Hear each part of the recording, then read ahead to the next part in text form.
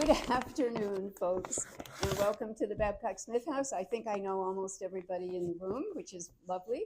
I would like to give you a quick rundown of the upcoming schedule, which I have on my cheat sheet.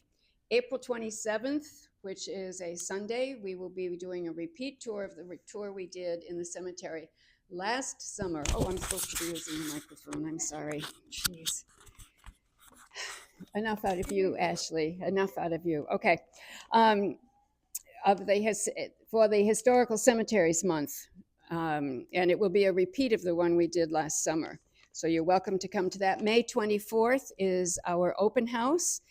Hugh is going to give a very short presentation on the company store and the 1884 stone. Some of you have seen it outside. We're going to have a little bit of introduction about the Cleo Chilcott. And I'm missing one thing. Ed, do you remember? Susan? Free tours. And there's something else. Anyway, it's going to be a big afternoon. June 8th is Sunday afternoon, and Bob Madison is going to do a presentation on Melville's Civil War poetry. So, and then comes the summer. Cemetery tour each month. Downtown tour each month. We're on it. So I'd like to introduce Hugh Barton, who is our researcher extraordinaire. And today he's doing a program only tangentially involved with granite. And he will explain where it is, how that connection is made. I will hand him the microphone. Sorry, I forgot to use it. Thank you. Brenda has gone down to get some granite DVDs, and we invite you all at the end of the program. If you don't have one of these wonderful granite DVDs, take it. Take one for your grandchildren, your neighbors. We have plenty. Thank you, Brenda. You're welcome. Okay. Thank you all for coming on this lovely, cold, rainy, wet day. So I'm going to tell you the story of the friendship between my great-grandparents, the Hoisingtons, and the artist Matilda Browne. This is work that I started 15, 20 years ago, but there are also some interesting new findings just in the last few months. The drawing I'm showing you on my title slide is one by Matilda Browne that was in May Falwell Hoisington's memoirs/scrapbook. And she was known, among other things, as an artist who painted cows. So I'm going to begin sort of in the middle of the story, because that's how the story began for me, was that my aunt, who I show you on the bottom, although she passed away last year, contacted me and said this painting, Saltbox by Moonlight, was in the Florence Griswold Museum, and that her mother had told her that Matilda Browne had painted it for her mother being Elizabeth Hoisington, to demonstrate how to do a night scene. Now, Elizabeth would also have some formal artistic training at the New York School of Applied Design for Women, 1916 to 1918, and we'll come back to that later in the talk. In 1923, she married H. Allen Barton, and this is where the connection to granite comes in. His father was Horace W. Barton, who was a co-owner of Lazary and Barton, which was a monument business located opposite Woodlawn Cemetery in the Bronx, but which owned a small quarry here in Westerly. And I gave a talk about 5 years ago that you can find on the website, along with all the other wonderful videos of talks that have been done here. I gave a talk about Lazary and Barton. So Elizabeth Hoisington Barton, my grandmother's dates were 1900 to 1969. And she appears to have taken this lesson to heart, creating this painting, Night Skating at 10 Acres. You'll notice it's a large field with people skating on it. Growing up, my father told me that they would flood that field, which is a field next to the current Greenwich High School. The Greenwich High School wasn't there in the early 1900s when this was painted. And you'll notice that she's very prominently put automobiles in the front of the painting because this is right off of Route 1. There aren't a lot of residences in this area, so people would have driven there. And we assume it's around early 1920s because either this is where H. Allen Barton and Elizabeth Hoisington met, or it's where they went a number of times while they were dating each other. So who was Matilda Browne? I'm going to give you just the briefest biography. There is a wonderful catalog from the Florence Griswold Show in 2017 if you want to know more about her, or on their website. She was born in Newark, New Jersey in 1869, and her artistic skills were recognized very early on. And among her neighbors was the famous painter Thomas Moran, who helped teach her painting. In 1889 to 92, she and her mother went to France and Holland, where she studied painting, and she came back to the United States and did some additional studies. But she won numerous awards and had numerous solo exhibitions, mostly in the years 1890 to the 1930s, covers her career. She was also in many group exhibitions, and if you look at those catalogs, oftentimes she's the only woman artist with, a couple dozen male artists. Sometimes there'll be another woman artist or two, except for the shows that were entirely women artists. She was a member of both the Coscob and Old Lyme art colonies, which were the two Connecticut Impressionist art colonies.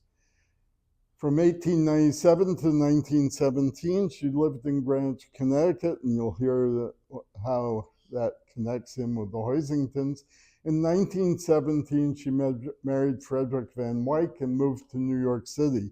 He was of the Van Wyck family, a historic New York family that the Van Wyck Expressway in New York City is named after. Following his death in 1937, she moved back to Greenwich and resided there till her own death in 1947. She was known for Impressionist landscapes, paintings of gardens, paintings of cows, still lifes of floral vases. I show you here just a couple of paintings that have come up to auction in the last year, a wonderful path through flowering bushes back to a building. And on the right, a landscape with cows in it, and I'll show you in a little bit. She also did paintings that are more pictures of portraits of cows. And we'll see lots more of her paintings as we go along. So who were the Hoisingtons, other than my great-grandparents? Frederick Reed Hoisington, who I show you in the bottom sitting reading in his library, was the son of two generations of missionaries. His grandfather, having been a missionary in Ceylon, was today Sri Lanka. Having had two generations of ministers, he became a businessman. We'll talk a lot about his cigars and cigar sales, but he went on and did a variety of other things, coal sales, rattan furniture. But his passion was boating. He was a yachtsman. And so the picture on the top of May Falwell Hoisington, his wife, is taken on their sailing boat, the Priscilla. She was the daughter of William H. Falwell, the president of Falwell Brother and Companies. They were manufacturers of cloth in Philadelphia. They were a very successful Quaker industrialist family. They were quite wealthy in the late 1800s, 1890. He died in 1900. And she would go on to be an ardent suffragist, a poet, and a photographer, and we won't hardly talk about those things today. but she wrote a memoir slash scrapbook of approximately 25 volumes, which is the source of much of the information for today. They had 5 children, 3 sons and 2 daughters. I've already introduced you to their older daughter, Elizabeth Hoisington. And they lived for a couple years in Greenwich. They lived several places, the family farm near Philadelphia, etc., and then moved to Greenwich for a couple years, and then moved to Rye, New York. And I show you a map here of the western end of the Connecticut-New York border in case you're not familiar. So Greenwich is the town. Coscob is a neighborhood in Greenwich. That's where the Bush Holly House is. That was the home of the Connecticut Impressionist art colony, the Coscob Impressionists.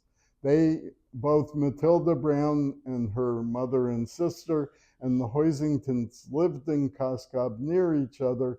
And then the Hoisingtons moved to Rye, New York, where they bought a house overlooking the water so they could indulge their passion for boating. The photo on the bottom right shows Fred showing May a lobster. It was taken on their island in Maine that Fred gave in Penobscot Bay, that Fred gave to May in their Christmas stocking in the early 1900s. So we'll pick up the story of the friendship between Fred Hoisington and the Brownes. In 1909, in volume 6 of May's memoirs on page 92, she writes, Fred discovered that Mrs. Browne and her daughters were living in Greenwich. Old friends of his, Matilda and Jessie, were both good fun. We don't know how Fred and the Brownes met. We haven't been able to track that down, but in 1909, they're already old friends. Matilda being called the American Rosa Bonheur for her fine paintings of animals, Rosa Bonheur being a European artist who painted animals. The dear mother was really an invalid, though bright and cheerful. Their house had a number of advantages for an artist, with fine views and a nice porch for Mrs. Browne. She later in that volume has a very scathing, personally attacking paragraph about the anti-suffragists, who included our friends the Brownes were among the antis who got up an opposition movement. And that was the nicest sentence in the paragraph. May could be quite scathing when she disagreed with you. So the painting is one that hung in the library, the room that I showed you Frederick Reed Hoisington sitting in their house in Rye, which they called the Mooring. It came down through the family. It's a portrait of, as you see, sort of a portrait of 2 cows, a cow and a calf.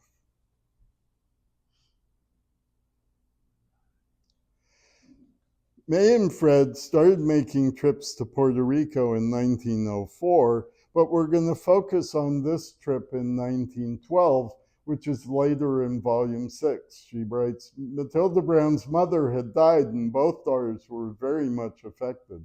Fred and I offered to take them down to Puerto Rico with us to recuperate, and they thankfully accepted. We could afford to do that then. I didn't know until actually fairly recently when this trip had actually begun, and I've been researching Fred's tobacco company and discovered that a lot of tobacco trade publications are online. So in the United States Tobacco Journal, January 20th, 1912, they write, President F.R. Hoisington of the Calle Caguas Tobacco Company will be a passenger on the steamer leaving New York for Puerto Rico today. Mr. Hoisington goes south to take a look at his company's busy factories in the plantation, which grows the fine golden brown leaf for the popular Savarona cigars. And the next day, the Brooklyn Eagle, which is a local Brooklyn paper, reports that the New York and Puerto Rico line steamship Como sailed yesterday afternoon. So we know that's the ship that they sailed on, which isn't in the Tobacco Journal information. She takes out 125 passengers and the full cargo of flour, foodstuff, machinery, and general manufacturers. And this is a postcard I found online dated 1908 of the Como, so we know it's the ship that they sailed on. So these ships, these steamers, sailed back and forth between Puerto Rico and New York, carrying both passengers and cargo, including cigars back and tobacco back from Puerto Rico. There's this 1917 brochure online with a photo of the Como again, a picture of the stateroom that describes the trip as taking 4 to 4.5 days to cover the 1,380 miles from New York to San Juan. So they left on the 20th and would arrive on the 24th or the 25th in San Juan.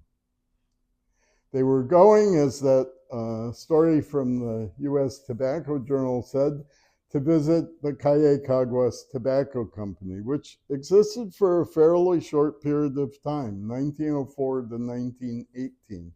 So Frederick Reed Hoisington was president in 1912, and he was a co-owner throughout. One of my cousins provided the photo on the bottom, which is a picture of the tobacco factory in Caguas. It says Calle Caguas Tobacco on it. And on the right, from a tobacco trade publication called just Tobacco, in 1906, they had a full-page ad on the inside cover for their clear Puerto Rican cigars and focusing on the logo for the Savarona cigar.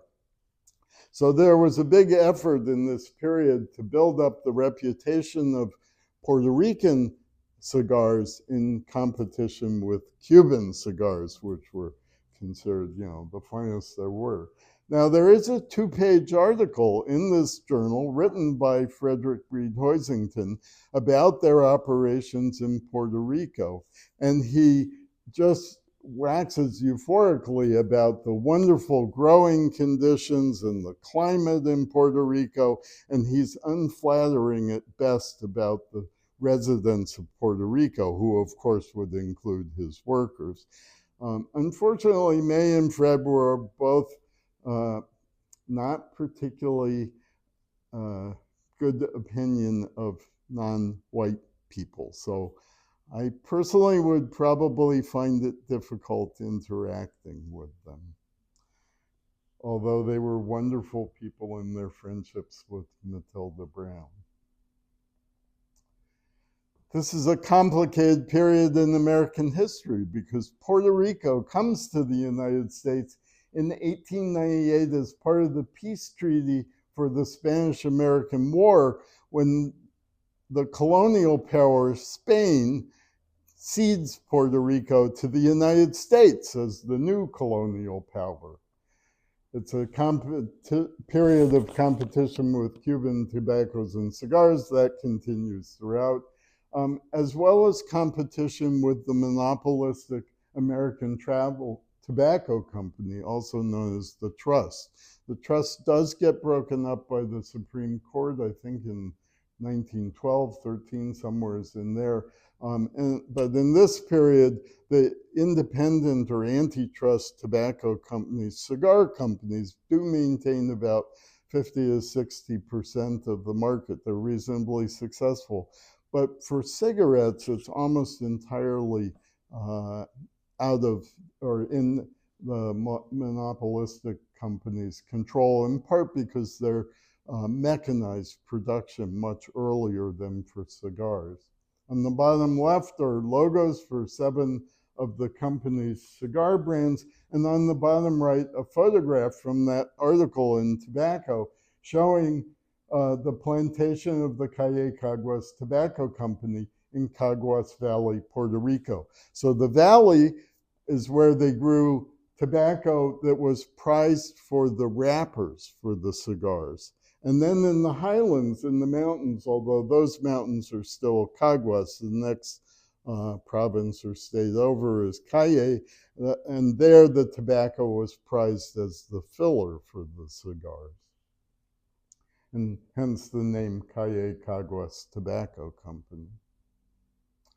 Attilio Mocioni is a Puerto Rican photographer in the University of Puerto Rico, has a wonderful collection, put the URL there, of his photographs. The one on the left is the Calle Caguas Tobacco Company, and you see all the tobacco plants, but you also see all these wooden posts sticking up in the fields. And the reason for those posts is shown to you in the right-hand photograph, which is now the Puerto Rican American Tobacco Company, so the local company of the trust, the monopolistic company, and the fields are just covered with cheesecloth.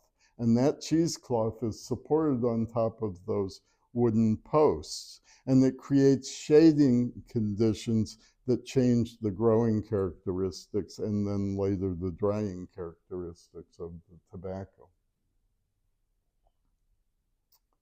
In 1908, the Calle Caguas Tobacco Company published this advertisement that describes their rapid growth, starting from a one-room office in New York in 1904 and manufacturing in a rented facility, to 1906 when they have 2 floors in a building in New York and they bought the Borinquen plantation.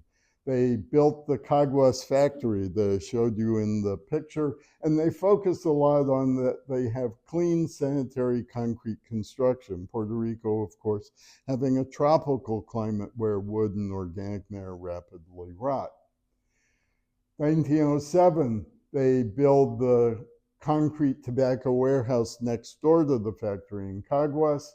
They bought the Rincon plantation near Calle, so now the Uplands tobacco. And they have 4 times the previous shade tobacco for fine wrappers. Harrison Johnson was an American who came to Puerto Rico immediately after the Spanish-American War. He had volunteered for a unit and trained with them, and then the war ended, but he came to Puerto Rico anyway.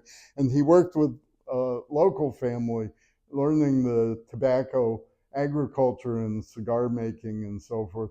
And he would become their vice president manager for their factories and warehouses in about 1,000 acres on several plantations. And the picture on the far side is one from May's scrapbook memoirs showing Frederick Reed Hoisington, Harrison Johnson, and Murray Coggeshall in the sala of the Inglaterra Hotel, which is an old hotel that May reports in 1904 on their first trip. They stayed there. I think this picture may be a few years later than 1904.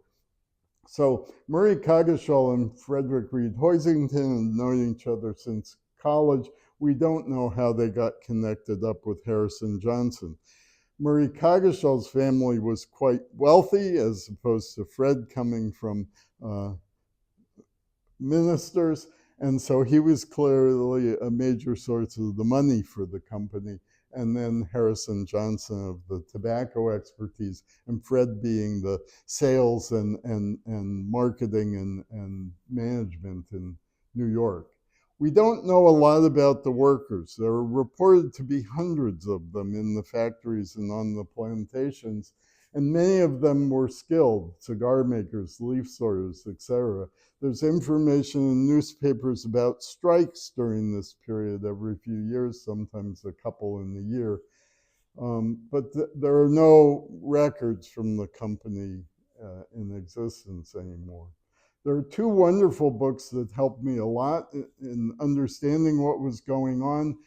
Juan Jose Baldrich in 2022 published Smoker Beyond the Sea, the story of Puerto Rican tobacco, which actually has a several-page history of the Calle Caguas Tobacco Company, as well as of several of the other independent or antitrust companies, as well as, a whole history of Puerto Rican tobacco. A number of years before, 2014, Teresita Levy published Puerto Ricans in the Empire, tobacco growers and U.S. colonialism. So that's the company. That was the reason for the trip to Puerto Rico, and we'll return to the trip. In 1912, May writes, we had a fine trip, and Tilly painted a number of Puerto Rican pictures. Among them is one of a house in Caguas that I had always admired. Tilly gave it to me, and I bought another for Fred after it had been exhibited in Greenwich that fall. So this is the picture of the house in Caguas that Tilly Browne gave to May Falwell Hoisington. It's a beautiful watercolor with this blue stucco house, the palm trees silhouetted against the house and the sky. The fence post, the stone fence post in the front, and the metal grating.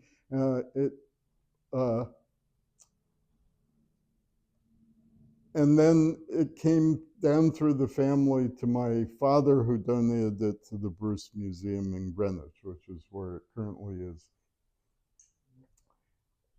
A couple months ago, my cousin, Susan Barton Young, organized a trip, and we met up in Boston and went to the Schlesinger Library at Cambridge, which is where May Falwell Hoisington's memoirs scrapbooks reside today. And much to my great surprise, we discovered this photograph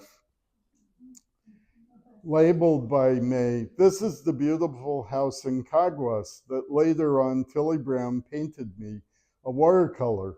So this painting hung in the library at their house in Rye, which they named the Moorings. And I show you the painting again because now, having the photograph, you can see the artistic license that Matilda Browne took in painting the picture. The house in the photo looks to be a story and a half. It's a really tall one story if it's one story. In the painting, it's clearly one story. That's May Falwell Hoisington in the large hat in front of the house in the photograph. The trees now go up against the sky where they're only in front of the building. But the stone fence with the metal grates in the front is certainly very similar, the stone wall on the side. But the top of the building is solid in the photograph where she's made it a balustrade at the top of the painting. And so I actually think the painting is much more beautiful than the photograph.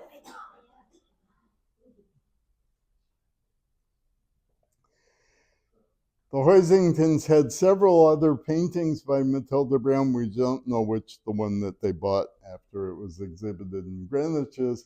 These two hung in the front hall of their house. The painting on the right is a watercolor of a thatched house in Puerto Rico, and the one on the left is a oil painting.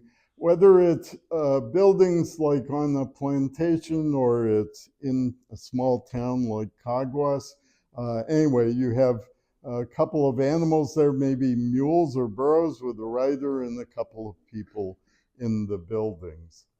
I note the size of these paintings, 12 by 14, 10 by 14 here.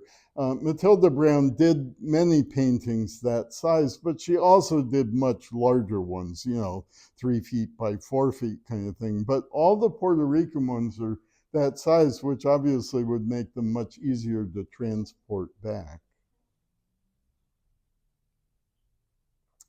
These are drawings that May had included in her scrapbook memoirs, and my father pulled out and donated to the Bruce Museum in Greenwich. On the left, a wonderful landscape showing the mountains and the wooden houses in the front and the ox-drawn cart. And on the right, one labeled drawn by Matilda Browne, showing sheep at the top, cow in the middle, and the pig and its piglets on the bottom. And again, this is what Matilda Browne was most famous for, were her paintings of cows and other farm animals. We return to May's description of their trip. One day we motored down to the shores of the Caribbean, and we went in wading and bathing, much to the horror of a native woman who told us it was too early and cold in February. Now remember, May and Fred owned an island in Maine. I bet you the water in the Caribbean in February was warmer than the water off the island in Maine in June, you know?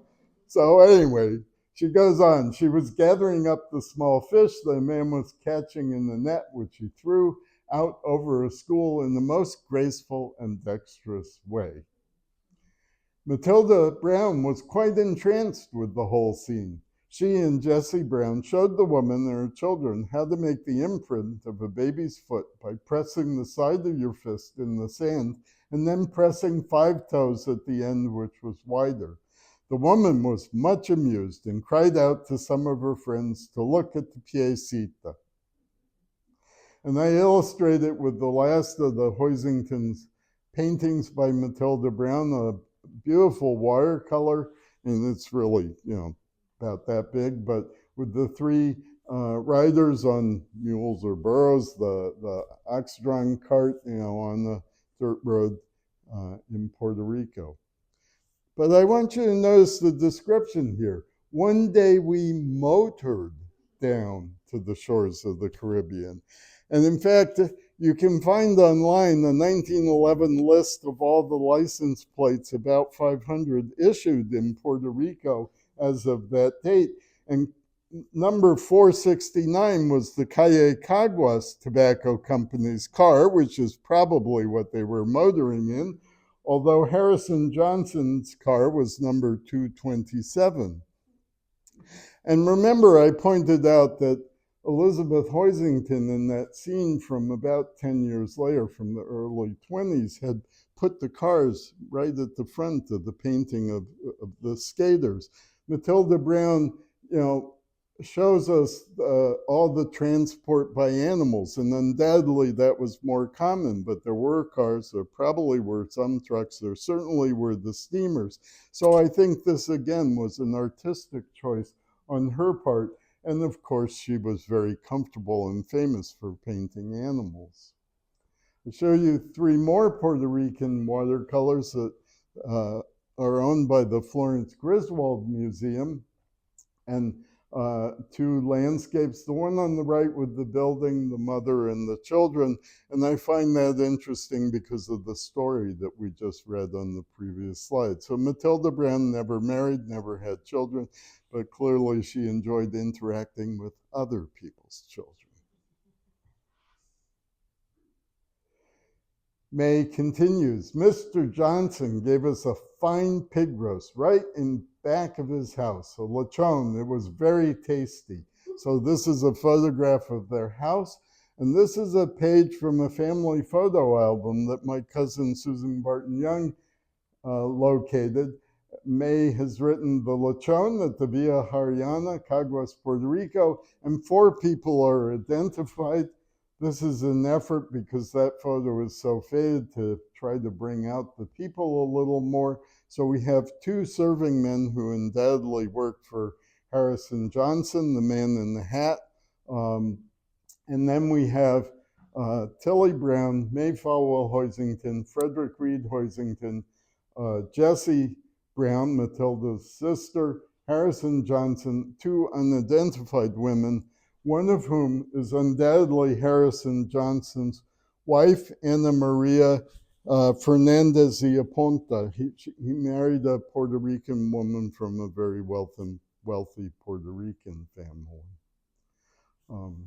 So this was an exciting discovery to actually have a photograph of them all down in Puerto Rico. The return trip I've known about for a long time, probably 15 or so years, because May pasted the passenger list into her scrapbook on top of a letter that one of her children had sent, dear Mama and Papa, down to Puerto Rico when they were down in Puerto Rico. And on the inside, you see first class traveling Miss Matilda Browne of Greenwich, Connecticut, Miss Jessie Browne of Greenwich, Connecticut, and the Hoisingtons of Rye, New York. And so we know the trip, they returned on the 14th, which would mean they get back about the 18th or 19th. So it really was a month-long trip from January 20th to February 18th or 19th. This is a carved gourd that I knew came from the Hoisingtons, but really only recently in putting this all together did I realize it's obviously from Puerto Rico. I mean, look at the wonderful carvings of the animals, the musician playing a harp-like instrument, the folks, holding hands, another man playing a harp-like instrument. So it could have been a souvenir of one of their trips, but also the Calle Caguas Tobacco Company would do exhibits at these big tobacco exhibitions in New York or Philadelphia, and sometimes there are public reports in the trade publications of them doing things like a 2-story Puerto Rican-style building filled with objects from Puerto Rico. So it could either have been just a souvenir or an item from the tobacco exhibitions. But it was wonderful to make that connection. I've had it for years and never understood what the heck it was, Okay, so this is the end of the trip to Puerto Rico, and now we'll turn to the friendship between Matilda Browne and the Hoisingtons and their daughter Elizabeth Hoisington that really continued through the rest of their lives. Later in 1912, in volume 7 now of May's scrapbook, their youngest child, Theodore Roosevelt Hoisington, can't imagine who he was named after, was born. And she writes, Tilly Browne and her sister Jessie thought Teddy was the sweetest baby they had ever seen. At least they said so. We saw them quite frequently when they lived in Greenwich, or rather Coscob, not so far from where we had been on Brookridge Drive, as they were on the other side of the post road on the road to Coscob Station, which is the current Coscob train station. They had fixed up their house very artistically and had a nice flower garden. Jessie gave me some roots of the loosestrife from her garden that is multiplied 1,000 times here at Rye. Nothing daunts it, neither shade nor hot sun, nor wet nor dry places. But I liked it because it bloomed when not so many other flowers did.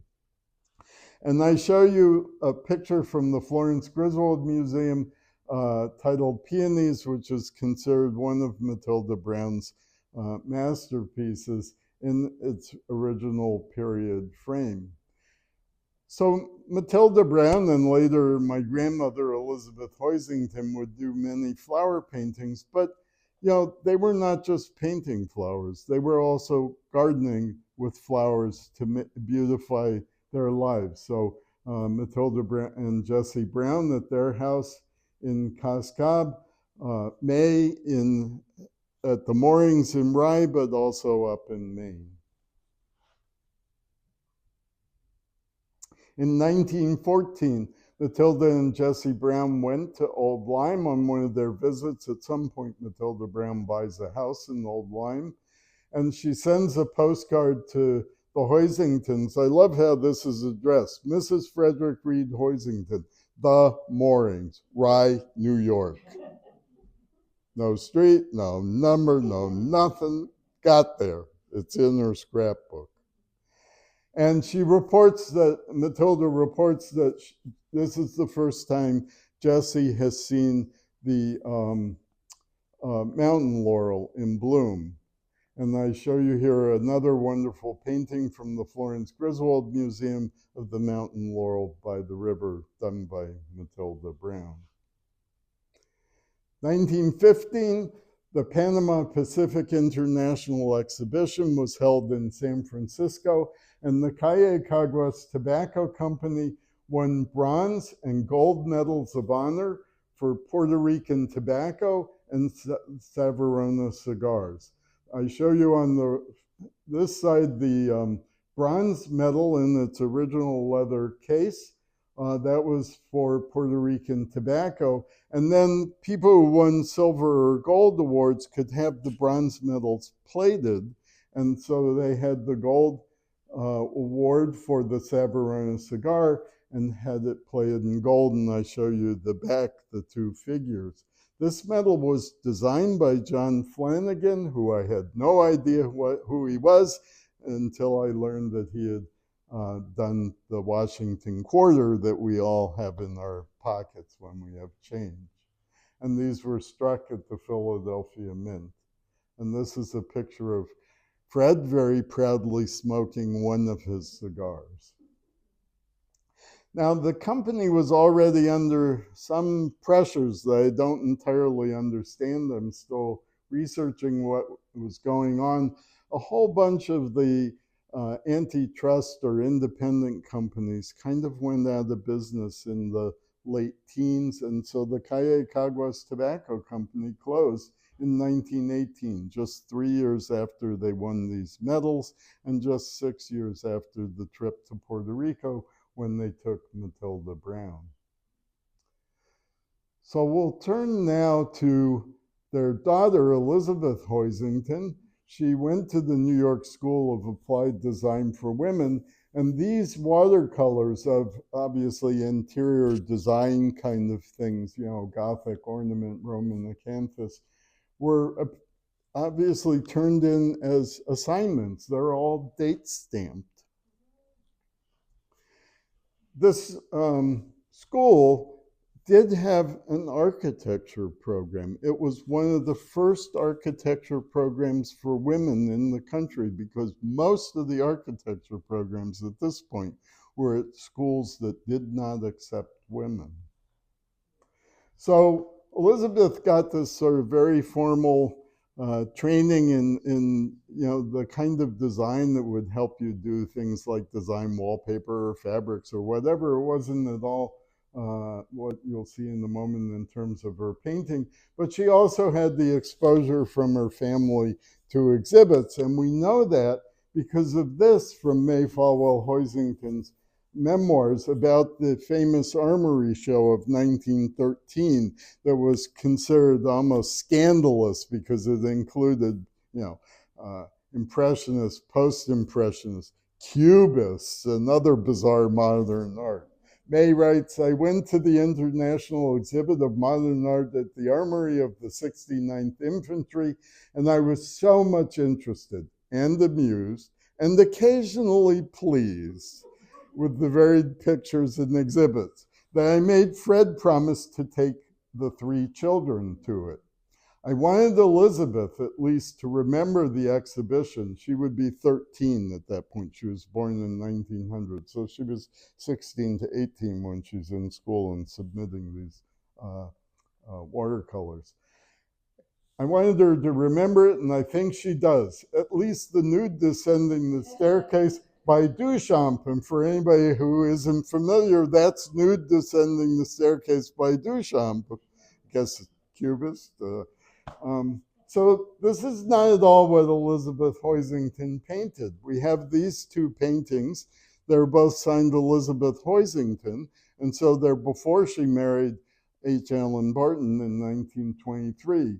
On the left is entrance to the moorings, you know, a wonderful picture of their driveway and a flowering tree, probably in the spring. And on the right, a painting of a house overlooking Penobscot Bay, and she's photographed in front of Rosemary, was the name of the house. This belonged to May Falwell Hoisington's sister, Edith Falwell Hudson. She had married a Hudson from Georgia, and so they owned this property. And again, you see all the flowers. So it wasn't just May who decorated with flowers, it was also her sister Edith, as well as the Browns. And my aunt, Maida Barton Fellini, reported that her mother had told her that she had been going to go to Europe and study art, but instead she got married and had children. Now, the Greenwich Society of Artists was an important organization for exhibition of art in Greenwich, particularly from the Cascab colony. And in 1912, later in the year when Matilda Browne went to Puerto Rico, she's one of 8 members of the jury of selection and hanging. So it just shows you, you know, her stature in the artistic community, that, you know, she was a member of the selection committee. 12 years later, in 1924, there's another exhibition. Matilda Browne exhibits 2 oil paintings, and the newly married Elizabeth H. Barton exhibits 2 oil paintings. And May often included the exhibition catalogs in her scrapbook memoirs. I'm showing you the 1940 special fall exhibition. At this point, Matilda Browne would be approximately 70 years old, and she exhibits 4 landscapes that are needlework. And Elizabeth H. Barton exhibits a clay cat and stays of cats, probably watercolors. Elizabeth was your grandmother? Yes. They exchanged Christmas cards, or I assume they exchanged Christmas cards, because I only have the ones that came from Matilda Browne to the Hoisingtons that ended up in May's scrapbook. So again, on the far right is the 1912 card, the year of the Puerto Rican trip. And then in the middle, the Van Wyck homestead, that's a card from 1923. She did a painting of that building, the historic Van Wyck homestead, and here she used it on the Christmas card. The friendship continued right up pretty much to the ends of their lives. This is a letter that I discovered in May's scrapbook from 1941. It's on Mrs. Frederick Van Wyck's formal printed stationery, 112 Mason Street. That's a picture of 112 Mason Street in downtown Greenwich as it looks today. And she writes, "Dear May, I am wondering how you all are, especially Edith." Edith was their younger daughter who never married and lived with Fred and May until they both passed away, and then she moved in with her sister Elizabeth. "I trust her illness is a thing of the past and she is again doing some of her lovely work. Today I was going over my clothes and putting some away," and she goes on and asks whether either of the Mrs. Hoisingtons might be able to use a chiffon dress that had come to her from her sister, but it was too big for her. So I think this shows the closeness of the friendship, but also that they had all been through the First World War, the Depression, the Second World War, and the care that one took with possessions that one might not be able to use yourself, but perhaps your friends would be able to make use of. Love to you all, and I hope you had a happy Easter. Affectionately, Matilda Van Wyck. She died in 1947, and later that year, H. Allen Barton dies in court giving arguments in the case that he was doing. So his wife, Elizabeth Hoisington Barton, now has 3 teenage and early 20s children who she helps put through college. They also help themselves get through college. And she also worked as a chemical typist at American Cyanamid. But when she retired, she was able to return to her great love of painting. And, you know, she painted in an Impressionist style that her teacher undoubtedly coming, you know, the influence of Matilda Browne, having seen exhibits, but clearly it was not what she was trained in at the New York School of Interior Design for Women. On the left, I show you a scene of the Mianus River with the railroad bridge across it. This is very much the scene that the Cascab Impressionist painters had been painting since the 19-teens. Because this is essentially the scene you would see from the Bush Holly House, ignoring the I-95 overpass. And on the right, a painting that I have from Rosemary Cottage, looking out over Penobscot Bay towards Islesboro, which is the island across, which has a year-round ferry. But this island is Seal Island, belonged to William H. Falwell, May's father. And this island is the island that Fred gave to May, Ram Island. So this is both a landscape, but also a portrait of the family. So with that, I'd like to turn to acknowledgments. I had a lot of help, particularly in providing me photographs of all this artwork. Kirsten Reinhardt at the Bruce Museum gave me photos both by Paul Mutino and by herself. Amy Kurtz Lansing, the curator at the Florence Griswold, provided me all the photographs from the, and they have the largest collection of Matilda Browne paintings at the Florence Griswold. I was just there earlier this week, and there are lots on display if you're interested in seeing them. Nola Taylor was a researcher 15 years ago at the Greenwich Historical Society who provided me copies of many of the exhibition catalogs for the Society of Artists. May Falwell-Hoisington's papers are today in the Schlesinger Library on the History of Women in America at Radcliffe Institute.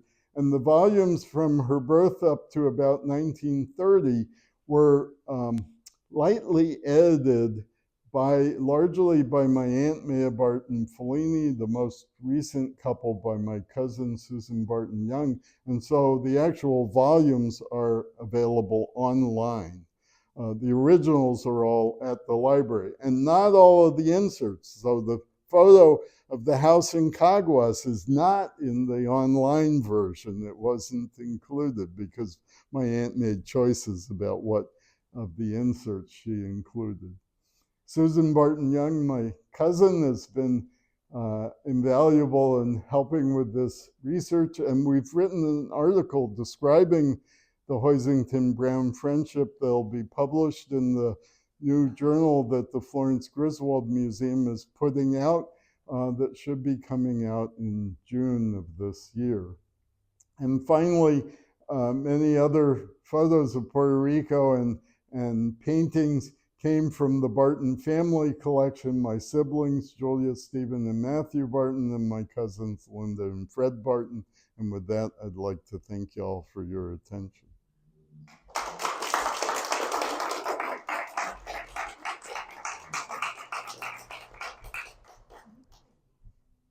Yes? Do you have any pictures of the needlework one she did? I think that's fascinating. Yeah, no, they're not known.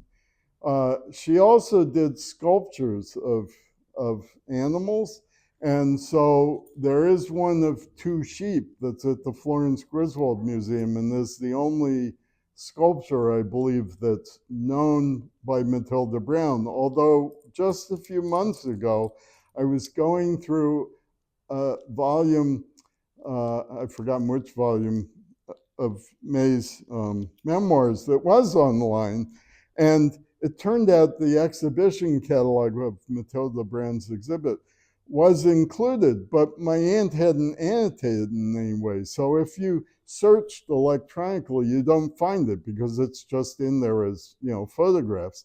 But the last page of that exhibition catalog, is just 4 pages long, I think, has a list of her sculptures and a photograph of one called The Cow. And I sent that to Amy Kurtz Lansing, and she said that was the first time she'd ever seen a photograph of that sculpture, which is particularly interesting because it was a sculpture based on the painting Matilda Browne had done relatively early in her career, that now is at the Florence Griswold Museum, and they identified that it was one of her award-winning paintings. And there's a story in the first journal that they just put out, I don't know, 6 months ago or something, about that painting. So yeah, there even those, there were about a dozen sculptures, and so there's one known from a photograph, and there's one actually known, and I don't believe any others are known. So the needlework, yeah, nobody.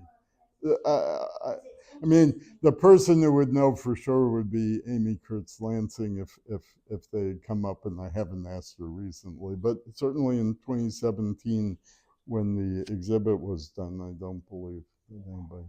Yeah. Thank you. Anything else? Who did this one? Is that your That's mom? actually my grandmother, yeah, the I love irises. that for the irises. Yeah, yeah. So what fact that you're missing, besides the sculptures, would you really like to discover? Either a piece of work or a piece The of needlework information?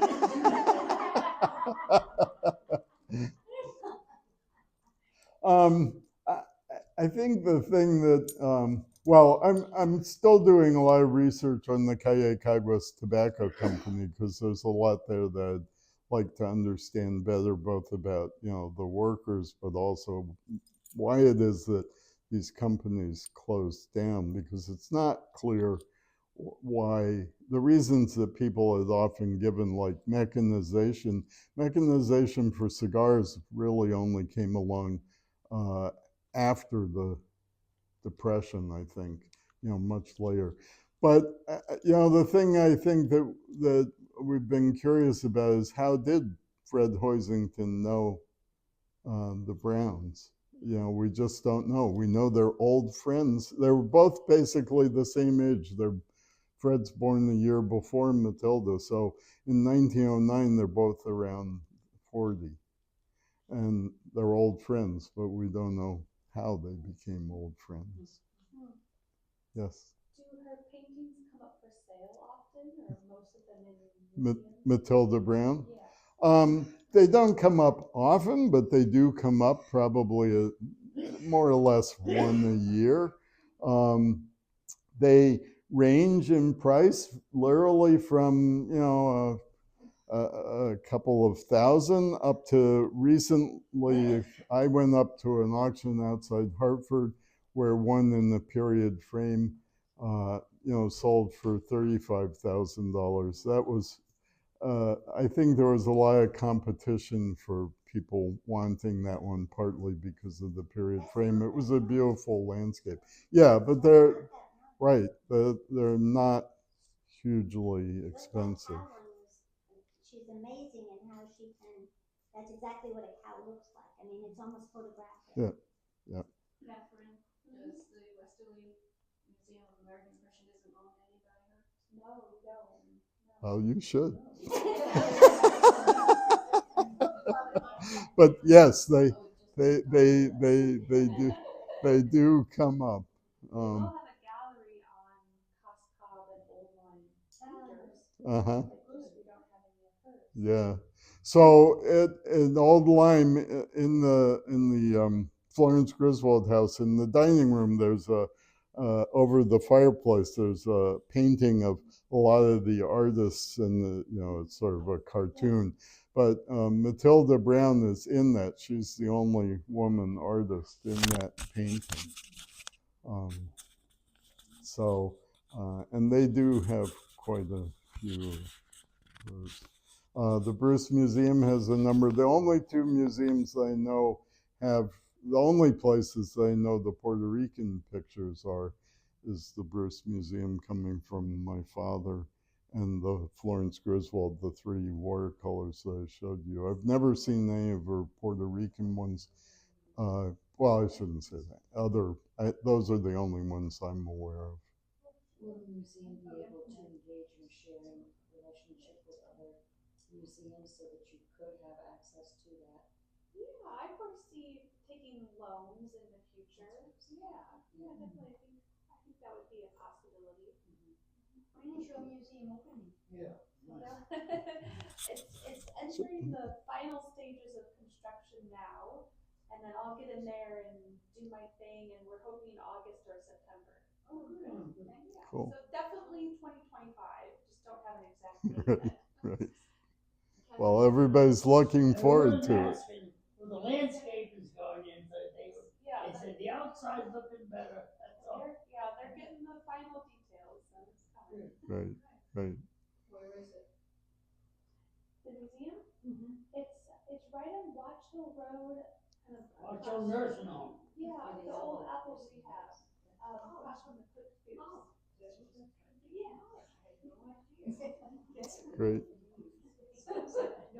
Okay, thank you all for your attention.